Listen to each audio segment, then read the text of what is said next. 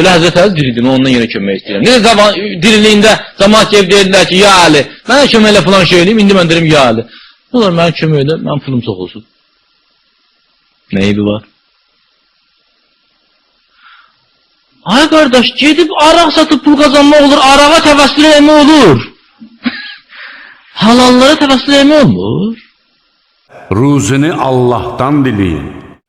Allah öz qullarından istədiyinin ruzisini bol edər, istədiyininkini də azaldar. Bir nəfər desə, ya Ali mənə kömək elə, eyni tövhiddir. Niyə? Necə ki deyir, ya həkim mənə kömək elə, eləsə deyir, ya Ali mənə kömək elə, ya Hüseyin mənə kömək elə. Ay şoför, hara edirsən əzbəy və mənə apar. Şirk elədi bu, xeyr. Ya Hüseyin, mənə övlad ver. Şirk elədi, harası şirkdir bunun? Rəbbiniz dedi, mənə dua edin, mən də sizə cavab verim. Həqiqətən mənə ibadət etməyə təkəbbür göstərənlər cəhənnəmə zəlil olaraq girəcəklər.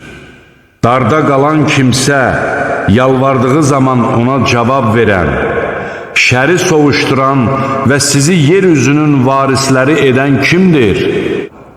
Allah onların qoşduqları şəriklərdən ucadır.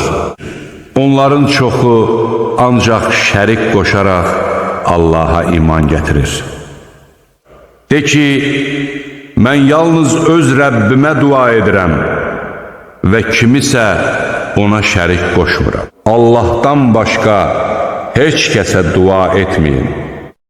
Kafirlərin xoşuna gəlməsə də, dini məhz Allaha aid sayıb ona dua edin.